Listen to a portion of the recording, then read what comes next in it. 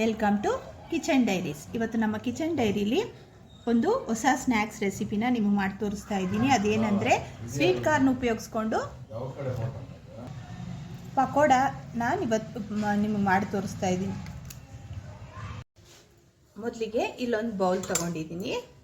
ಇದರಲ್ಲಿ 1 ಕಪ್ಪಷ್ಟು ಸ್ವೀಟ್ ಕಾರ್ನ ತೊಗೊಂಡು ಬಿಡಿಸಿ ಇಟ್ಕೊಂಡಿದ್ದೀನಿ. ಅದನ್ನು ಈ ಬೌಲಿಗೆ ಸೇರಿಸ್ಕೊಳ್ತಾ ಇದ್ದೀನಿ. ನಾನು ಈಗ ಇದಕ್ಕೇನೆ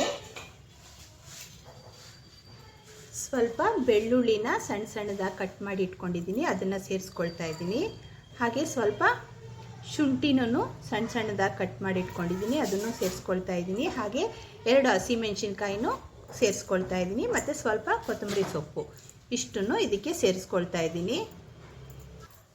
ಈಗ ಇದಕ್ಕೆ ಸ್ವಲ್ಪ ಅರಿಶಿನ ಪುಡಿ ಹಾಕ್ಕೊಳ್ತಾ ಇದ್ದೀನಿ, ಮತ್ತು 1 ಸ್ಪೂನಷ್ಟು ಖಾರದ ಪೌಡ್ರ್ ಸೇರಿಸ್ಕೊಳ್ತಾ ಇದ್ದೀನಿ. ಖಾರ ನಿಮ್ಮ ಟೇಸ್ಟಿಗೆ ತಕ್ಕಂಗೆ ಹೆಚ್ಚು ಕಮ್ಮಿ ಮಾಡಿಕೊಂಡು ಸೇರಿಸ್ಕೋಬೋದು. ನೀವು ಆಲ್ರೆಡಿ ಹಸಿಮೆಣಸಿನ್ಕಾಯಿ ಹಾಕಿದೆ, ಅದರಿಂದ ನಿಮ್ಮ ಖಾರ ಎಷ್ಟು ಬೇಕೋ ನೋಡಿ ಸೇರಿಸ್ಕೊಳ್ಳಿ. ಮತ್ತು ಇದಕ್ಕೆ ನಾನು ಉಪ್ಪು, ರುಚಿಗೆ ತಕ್ಕಷ್ಟು ಉಪ್ಪನ್ನು ಸೇರಿಸ್ಕೊಳ್ತಾ ಇದ್ದೀನಿ. ಹಾಗೆ ಸ್ವಲ್ಪ ಇಂಗು ಪೌಡ್ರನ್ನ ಸೇರಿಸ್ಕೊಳ್ತಾ ಇದ್ದೀನಿ.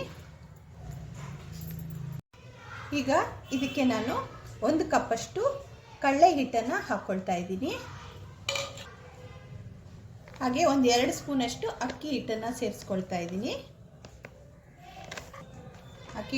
ಅಕ್ಕಿ ಹಿಟ್ಟನ್ನು ಹಾಕೊಂಡ್ಮೇಲೆ ಈಗ ಕೈಯಿಂದ ಚೆನ್ನಾಗಿ ಎಲ್ಲನೂ ಮಿಕ್ಸ್ ಆಗೋ ಥರ ಚೆನ್ನಾಗಿ ಹೀಗೆ ಕೈಯಿಂದ ನೋಡಿ ಇಸ್ಕಿ ಹೀಗೆ ಪ್ರೆಸ್ ಮಾಡಿ ಚೆನ್ನಾಗಿ, ಇದಕ್ಕೆ ನೀರು ಸೇರಿಸ್ಕೋಬಾರ್ದು. ಇದರಲ್ಲಿರೋ ನೀರಲ್ಲೇ ನೀವು ಇದನ್ನು ಮಿಕ್ಸ್ ಮಾಡ್ಕೋಬೇಕಾಗತ್ತೆ. ಹಾಗೇನಾದರೂ ಕಡಿಮೆ ಆದ ಪಕ್ಷದಲ್ಲಿ ನೀರನ್ನು 2 ಸ್ಪೂನ್ ನೀರನ್ನು ಚಿಮಿಕ್ಸ್ಕೊಂಡು ಹೀಗೆ ಮಿಕ್ಸ್ ಮಾಡ್ಕೊಳ್ಳಿ. ನೋಡಿ, ಈ ಹದಕ್ಕೆ ಮಿಕ್ಸ್ ಮಾಡ್ಕೋಬೇಕು. ಈ ಥರ ಇರಬೇಕು, ತುಂಬ ನೀರು ಮಾಡ್ಕೋಬಾರ್ದು, ಈ ಥರ ಬಿಡಿ ಬಿಡಿಯಾಗಿರಬೇಕು. ನೋಡಿ, ಈಗ ಇದು ಸೈಡಲ್ಲಿರಲಿ. ಈಗ ಸ್ಟವ್ ಮೇಲೆ ಒಂದು ಬಾಣಲಿ ಇಟ್ಕೊಂಡು ಅದಕ್ಕೆ ಎಣ್ಣೆ ಹಾಕಿದ್ದೀನಿ. ಎಣ್ಣೆ ಸ್ವಲ್ಪ ಚೆನ್ನಾಗಿ ಬಿಸಿ ಆಗಬೇಕು, ಅಲ್ಲಿವರೆಗೂ ವೆಯ್ಟ್ ಮಾಡ್ಕೋಬೇಕಾಗುತ್ತೆ. ನೋಡಿ, ಈಗ ಎಣ್ಣೆ ಚೆನ್ನಾಗಿ ಬಿಸಿಯಾಗಿದೆ. ಈಗ ಇಲ್ಲಿ ನಾವು ರೆಡಿ ಮಾಡಿ ಇಟ್ಕೊಂಡಿದ್ದೀವಲ್ಲ, ಇದನ್ನು ಕೈಯಲ್ಲಿ ಹೀಗೆ ತಗೊಂಡು ಜಸ್ಟ್ ಇದಕ್ಕೆ ಎಣ್ಣೆಯಲ್ಲಿ ಹೀಗೆ ಸ್ವಲ್ಪ ಸ್ವಲ್ಪ ಚಿಕ್ಕ ಚಿಕ್ಕ ಪೀಸಸ್ ಆಗಿ ಹೀಗೆ ಹಾಕೋಬೇಕಾಗತ್ತೆ.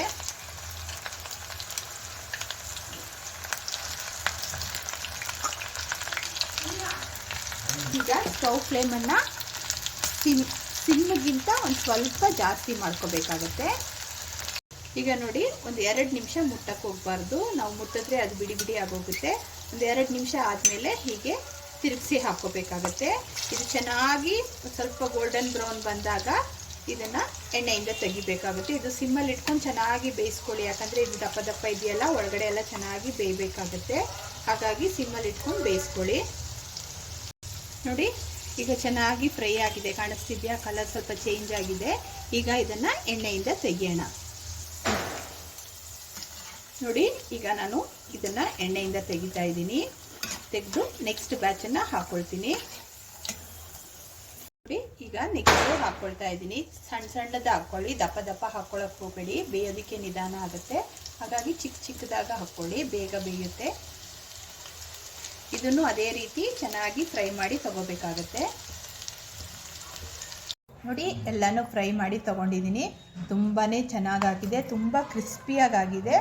ನೋಡಿ, ಸೌಂಡ್ ಕೇಳಿಸ್ತಿದೆಯಾ? ತುಂಬ ಕ್ರಿಸ್ಪಿಯಾಗಿದೆ. ಸಂಜೆ ಹೊತ್ತು ಈ ಥರ ಮಕ್ಕಳಿಗೆ ಸ್ನ್ಯಾಕ್ಸ್ ಮಾಡಿ ನೀವು ಕೊಡ್ಬೋದು. ಇವತ್ತಿನ ರೆಸಿಪಿ ಏನಾದರೂ ನಿಮ್ಗೆ ಇಷ್ಟ ಆದರೆ ಲೈಕ್ ಮಾಡಿ, ಶೇರ್ ಮಾಡಿ ಮತ್ತು ಸಬ್ಸ್ಕ್ರೈಬ್ ಮಾಡೋದನ್ನು ಮರಿಬೇಡಿ.